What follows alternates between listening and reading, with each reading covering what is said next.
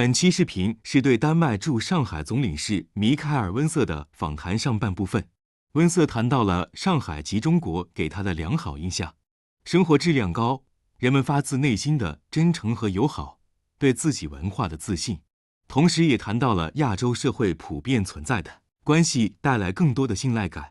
我们看看他是怎么说的吧。First off, I just want to ask you, you've been here in Shanghai since late 2022. What have your been impressions of China or Shanghai? Has anything surprised you, been unexpected? Yeah, I was not surprised that Shanghai is such an international city full of art, full of life, full of everything that can give you pleasure in life.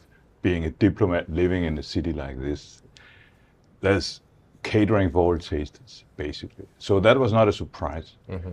I was very surprised how progressive the city is in terms of quality of living. Right. I'm a devoted bicycler. I'm not a racing biker, but I'm a hobby bicyclist. I love exploring cities. And it's almost like being in Denmark, the probably number 1 or 2 or 3 bicycle countries in the world. And Shanghai is up there where I think they can compete. Bicycle lanes, of course, a lot of challenges, and not all great car drivers helping out, but basically compared to other places I've been to, and that makes it such fun. The other thing I want to mention are the people.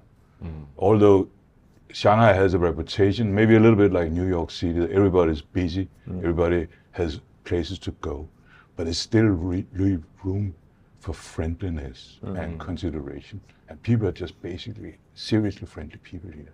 That was, I wouldn't say a surprise, but it was a pleasant experience from the day one. And that's for people from all layers. Right. Well, I mean, I think the impressions we get abroad are that Chinese are not so friendly, right? Yeah, I mean, basically in my own country, the media coverage of China is not so nuanced. There's not so much you could call people stories. There's more about government, politics, conflicts, economy, and it's not all that fantastically positive. So you have to really get here to get another side of both Shanghai, but China in general. Yeah, we've both been here a long time, and I think, Chinese people are curious about the world, and China's a big place, and they're interested in what's going on outside China. In terms of Chinese culture and society, I mean, are there things about China that that have kind of like left a deep impression on you in this time? Yeah, there is this strong confidence in the Chinese culture that the Chinese people have.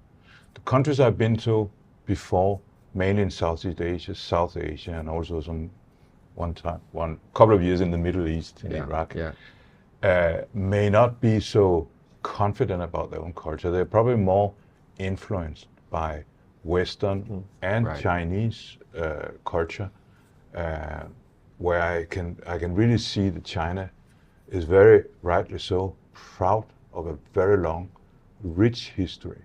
The language, which I'm still trying to learn, I do speak other Asian languages at conversational level, not working level. And I'm still, part of my experience when I live as a diplomat in a country is really to try to get some knowledge of the language. And I'm still learning Chinese.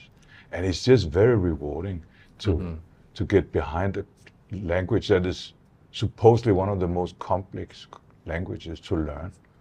The nuances and the humor in it too, which is also part of getting to know people and languages and cultures, I think. Sure. Yeah, Chinese are very confident. I think this is, big countries are that way. I mean, I think you could say confident, you could say, very knowledgeable of its history, or even arrogant sometimes. I mean, America or Russia are also big countries that think others should know about it. I'm kind of curious also too, you have deep experience in Southeast Asia. How do you compare the cultures of Southeast Asia and China in your impressions? I think China, as I said, they're more confident, and you can see now. I look back I spent 9 years in Thailand and 4 years in Vietnam, and both those countries have strong cultures and very strong identity, but they're also very influenced through history in different phases of Chinese culture. That's much clearer to me now, let alone, of course, there's a lot of Chinese, ethnic Chinese living in Southeast Asia. And they make a mark there, but they also mix very well. And they influence in a way historically, but also at present. And that, of course, is interesting for me to come to that motherland of that culture that is so strong and colors so many countries in this region. Japan is a bit the same, but I haven't lived in Japan. I visited a couple of times, where you really can see that this is something that fills the world and has true history. So that comparison is obvious, that you really here have something that goes back 1,000 years, and you can sense it. I had the same impression when I arrived in China. You feel the deep soul of this country. That you feel it's a very old culture. In Japan, it's exactly the same. The difference, I think, because in China they're pragmatic and still want to they want to learn from the world. Obviously, very pragmatic, want to see things. Stuff. Yes. Japanese are even more confident in their own belief, I would say. And I think also Southeast Asia, probably in Thailand, which is also very old culture, there's lack of that. I mean, less of that self-belief. But when you lived in Thailand, what would you say? I always thought, in my opinion, I've been to Thailand many times on holiday, never lived there. I would think Thai people were very friendly, more friendly than Chinese, in my opinion, actually. But you say the opposite. I don't say that Thais are less friendly, but they are very, you can say, tourist friendly. Is a more service type of both industry.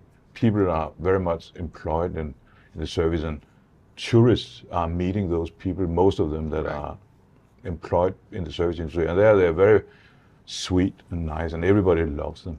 But sometimes that friendliness is maybe not so deeply rooted. I think there's a little bit of more genuine culture here, where Chinese people are maybe more like Danish people. We are also friendly, but we are not so big, smiling friendly, and everything goes. We're more like a bit reserved, but when you get to know each other, then we are loyal and trustful and all that. So I think Thailand, more than Vietnam, is a little bit more like Chinese, but they are not as curious, I think, as the Chinese are. As you mentioned, Chinese people really are curious about the world. Right.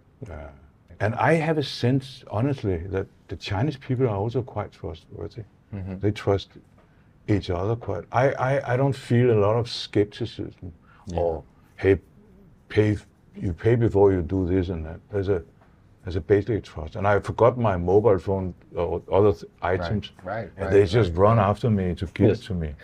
Both foreigners, both people who work in the place where I was, or other Chinese people. Right. I look at that as a trust and a confidence in each other. We help each other.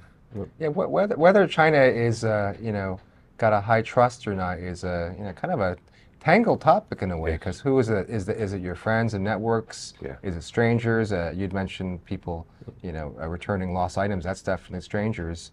If you look at the polling data, if you ask Chinese, you have confidence in the government. Actually, it's quite high.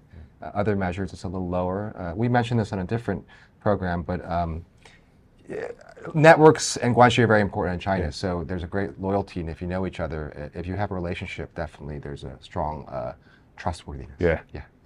And I observe that in Thailand and Vietnam too. Their family is a thing, and that is usually in countries where the overall trust is not so high, because you have to trust somebody, and that to function, and that would be your closest family.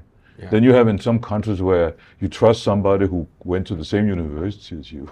Then you have already some goodwill built there, or you are from the same town. There's some interesting phenomena that create that trusting each other, and that may replace what I would call basic trust in governments.